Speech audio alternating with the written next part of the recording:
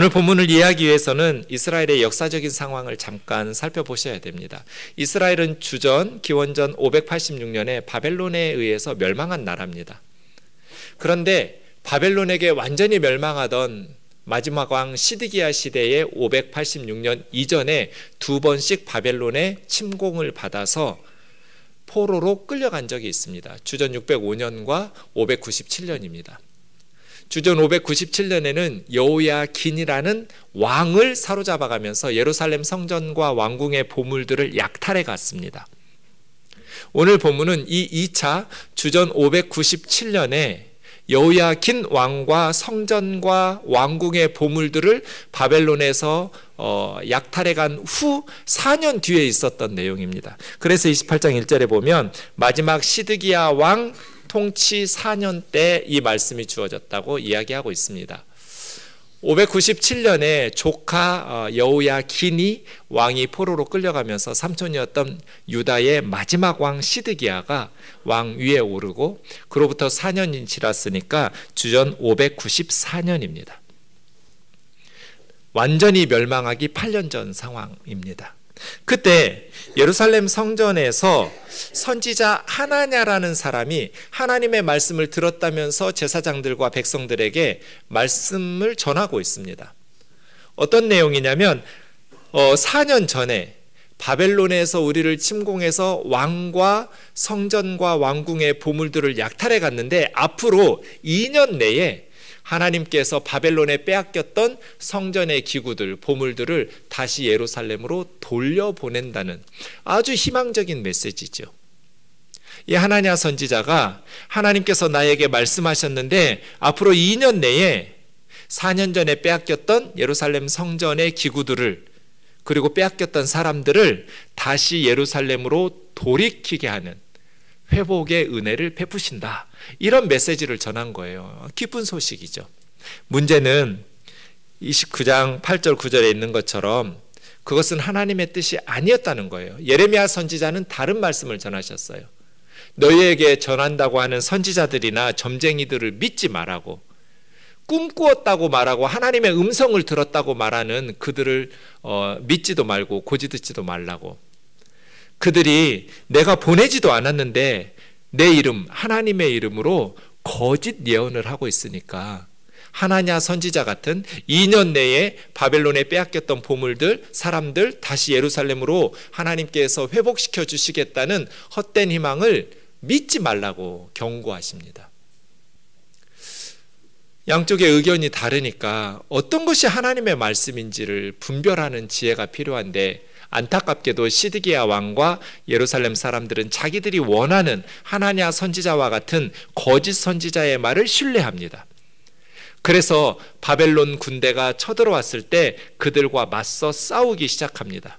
예레미야의 말을 듣고 항복을 하고 미리 화친 조약을 맺었다면 자기 땅에서 그렇게 많은 사람이 전쟁으로 죽거나 노예와 포로로 끌려가지 않았을 텐데 그저 조공 바치면서 자기 땅에서 편안히 살 수는 있었을 텐데 예레미야 선지자의 말을 듣지 않고 하나냐 선지자와 같은 말씀을 예루살렘의 왕과 백성들이 믿으니까 결국은 바벨론 군대에 의해서 3년간 예루살렘 성은 포위되어 있었고 3년 동안 성이 포위되다 보니까 식량이 떨어져서 많은 아사자들, 굶주림으로 죽어가는 사람들이 나왔고 왕이 한밤중에 조용히 성 밖으로 도망가다가 여리고 평지에서 바벨론 군대에게 붙잡혀가지고 림나라는 곳에 끌려가서 바벨론 느부갓네살 왕 앞에서 시드기야 왕이 보는 앞에서 두 아들이 죽임을 당하고 왕은 두 눈이 뽑혀가지고 쇠사슬에 묶여서 바벨론의 포로로 끌려가게 됩니다. 이렇게 예루살렘 성전이 불타고 왕궁이 불타면서 나라가 바벨론에게 멸망하게 됩니다. 그때 왕이 이런 헛된 희망을 전하는 하나냐 선지자 같은 그러한 거짓 선지자들의 말을 듣지 않았더라면 그렇게 비참하게 멸망을 당하지는 않았을 텐데 안타까운 순간입니다. 그래서요, 헛된 희망은 위험합니다. 2년 내에 4년 전에 빼앗겼던 왕궁의 보물들, 성전의 기구들 다시 예루살렘으로 하나님께서 돌려주실 것입니다. 우리 이스라엘은 바벨론에게 멸망하지 않을 겁니다. 하나님께서 지켜주실 테니까. 이러한 선지자들의 메시지에 희망을 품었던 그 헛된 희망이 결국은 더 큰 비극으로, 나라의 멸망으로 이끌었던 것입니다.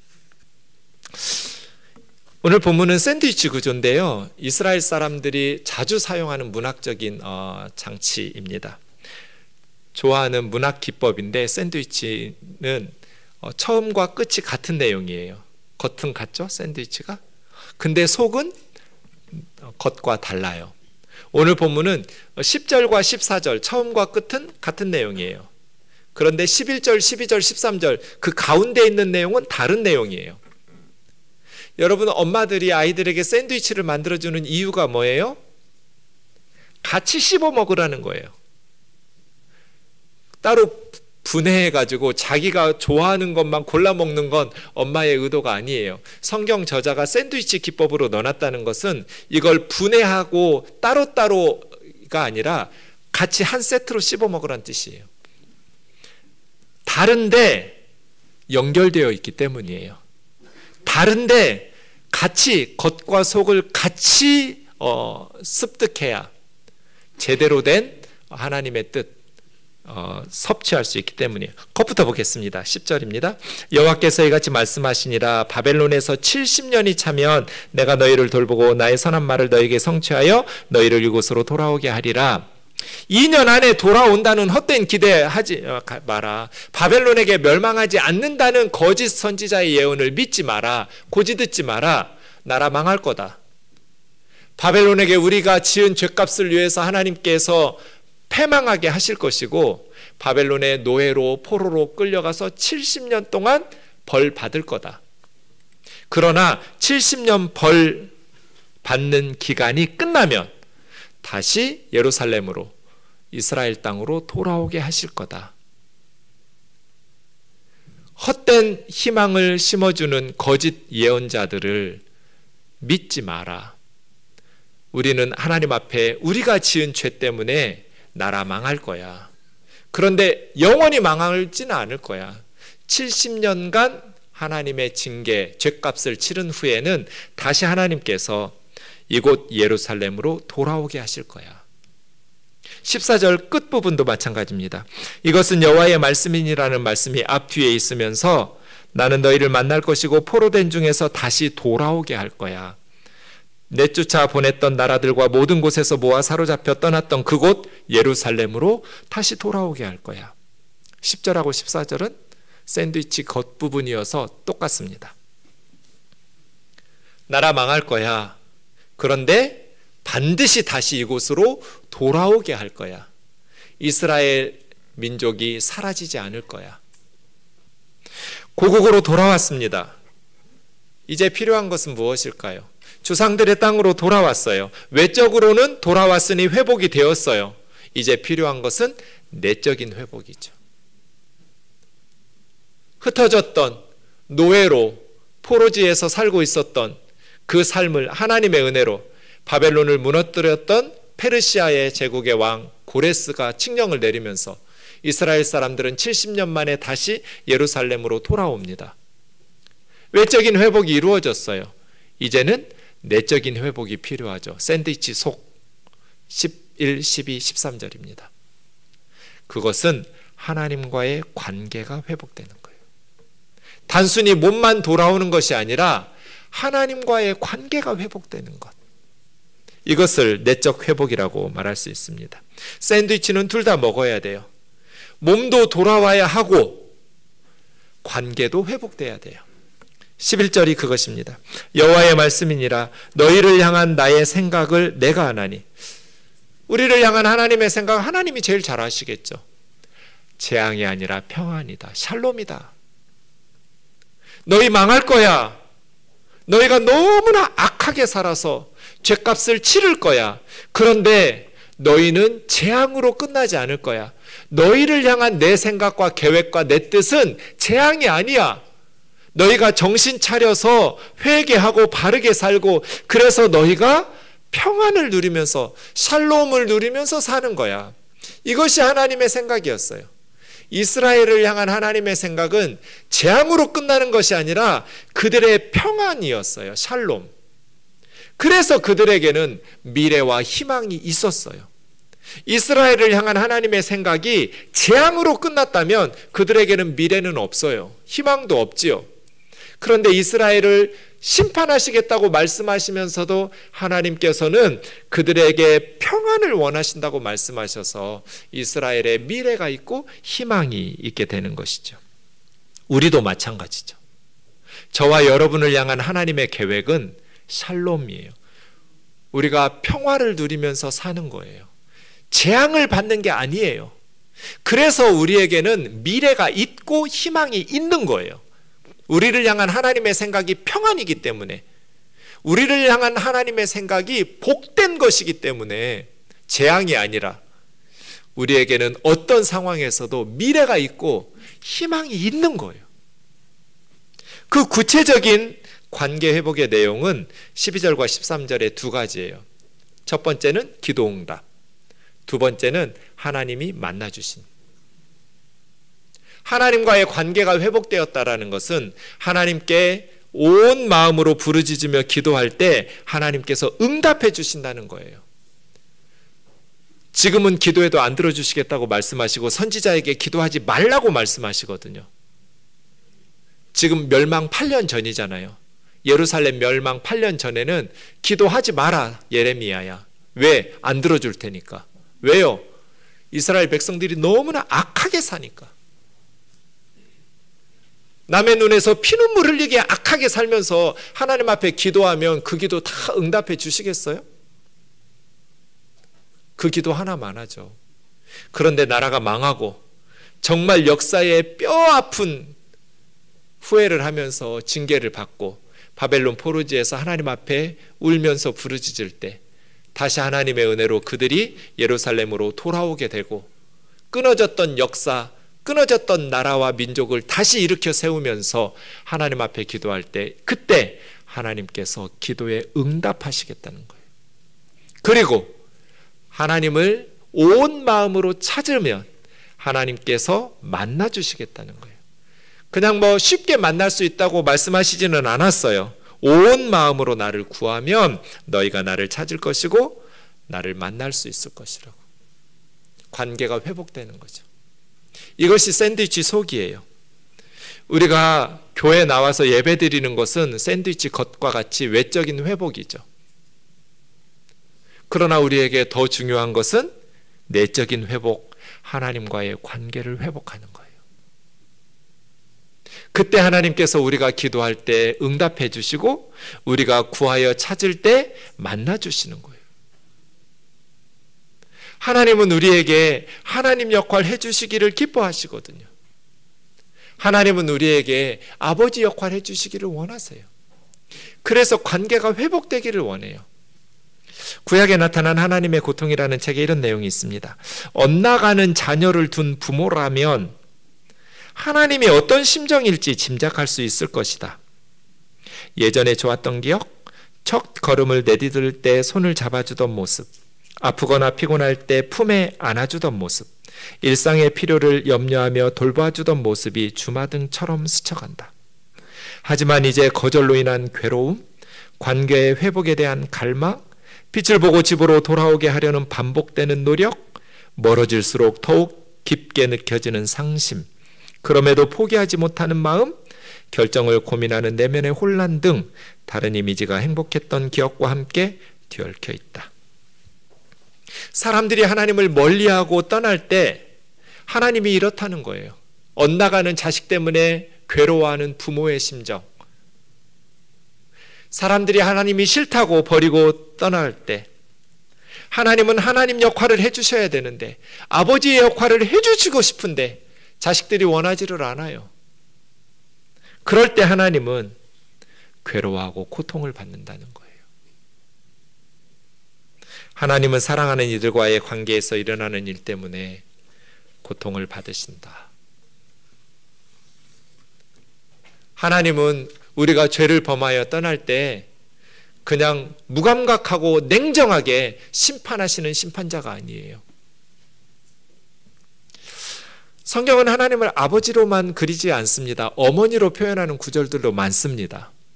그 중에 하나가 이사야 49장 14절 15절입니다. 오직 시온이 이르기를 여호와께서 나를 버리시며 주께서 나를 잊으셨다 하였거니와 여인이 어찌 그 젖먹는 자식을 잊겠으며 자기 태에서 난 아들을 긍휼히 여기지 않겠느냐. 그들은 혹시 잊을지라도 나는 너를 잊지 아니할 것이라. 엄마가 어떻게 젖먹이 자식을 잊어버릴 수 있어요?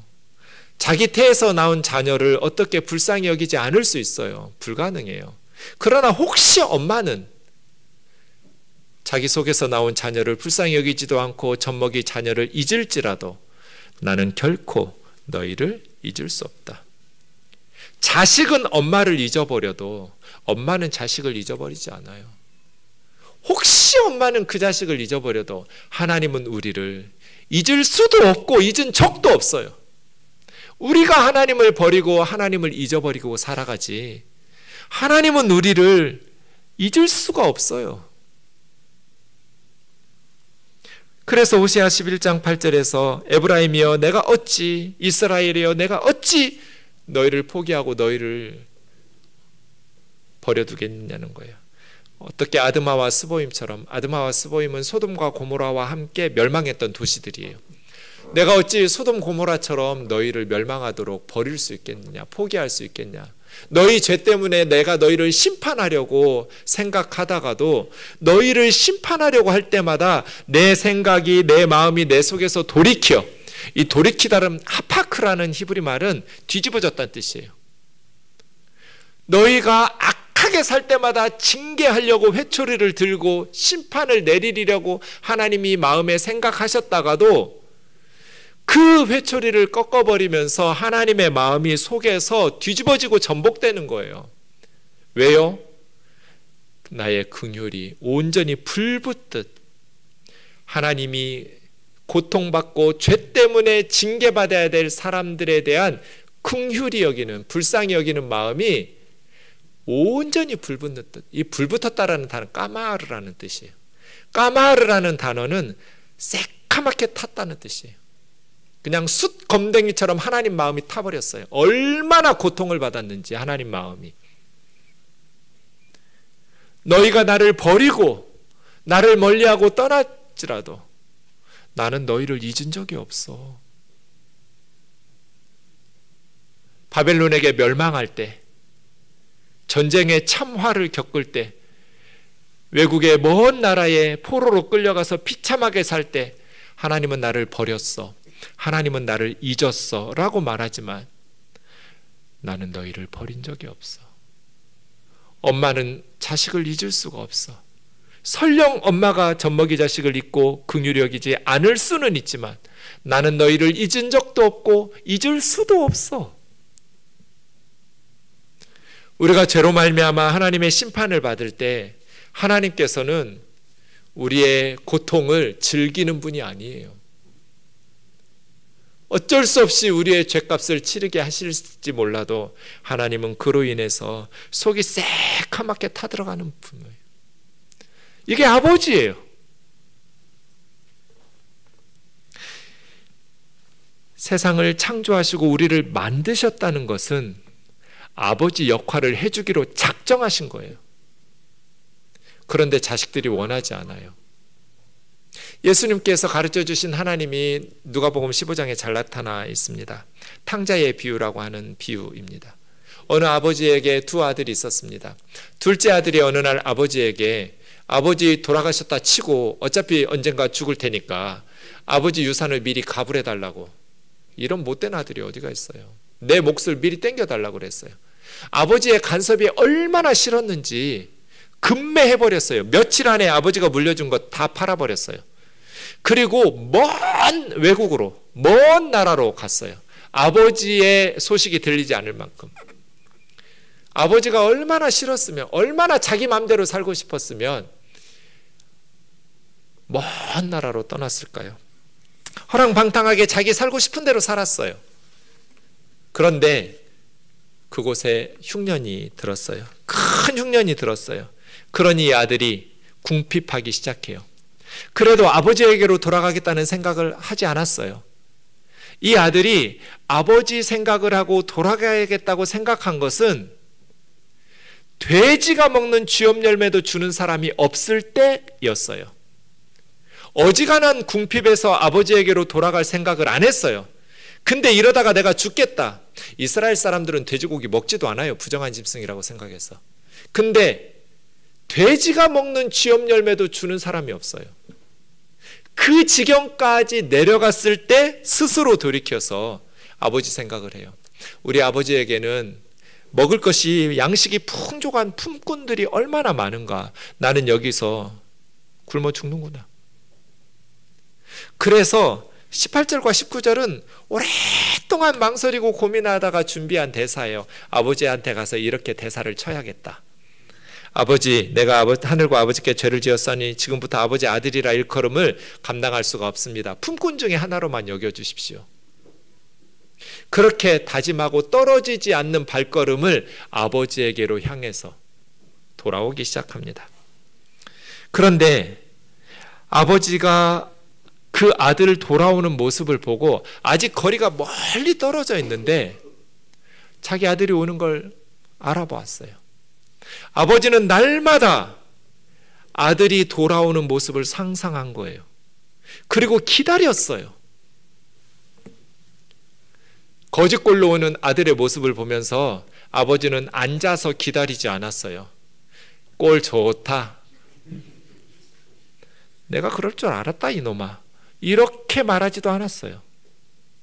와서 무릎 꿇고 빌 때까지 기다리지 않았어요.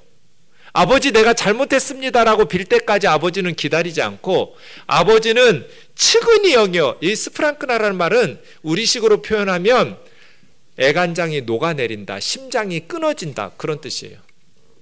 그 거짓골로 오고 있는 아들의 모습을 보면서 아버지는 심장이 무너지는 것 같았어요. 그래서 달려나갔어요. 아들이 올 때까지 기다리지 않았고요. 잘못했다고 빌 때까지 기다리지 않았어요. 아버지는 그 아들에게 달려나가서 목을 안고 입을 맞추면서 환영해 주었어요. 아들이 준비한 대사가 있잖아요. 아버지 내가 하늘과 아버지께 죄를 지었으니 지금부터 아버지 아들이라 일컬음을 감당하지 못하겠나다. 아직 대사가 안 끝났어요. 품꾼 중에 하나로 써달라는 대사 남았잖아요. 근데 아버지가 스탑! 그만해. 더 말하지 않아도 돼. 종들에게 제일 좋은 옷 갖다가 입히고 손에 가락지 끼우고 발에 신을 신기라. 이건 아들의 지위를 회복시켜 준 거예요. 말씀드린 것처럼 성경에서 아들의 지위를 회복한다는 것은 아버지의 모든 것을 상속받는 상속자란 뜻이에요. 그렇게 아버지 속을 후벼 파고 아버지가 얼마나 밉고 싫었는지 먼 나라로 가가지고 아버지가 주었던 것 다 날려먹고 그렇게 거짓골로 돌아왔는데 이 아버지는 아들의 지위를 회복시켜줘요. 그냥 품꾼 중에 하나로 쓰지 않았어요. 그리고 먹고 즐기자고 잔치를 베풀면서 내 아들이 죽었다가 살아났고 내가 잃어버렸다가 다시 찾았다고 즐거워하자. 나와 함께 기뻐하자고 말해요. 사랑하는 자매 형제 여러분, 오늘 우리 우면동교회는 사랑하는 가족이나 지인들을 초대해서 함께 예배드리려고 초청주일로 드리고 있습니다. 우리는 여러분을 계속 만나고 싶지만 오늘 우리의 만남이 마지막이라면 저는 여러분에게 이 이야기를 하고 싶었습니다. 험한 세상에서 힘겹게 살아가는 우리 모두에게 아버지 역할을 해주고 싶어서 지금도 간절히 기다리고 있는 하늘의 아버지가 계시다는 것, 그것을 잊지 마십시오.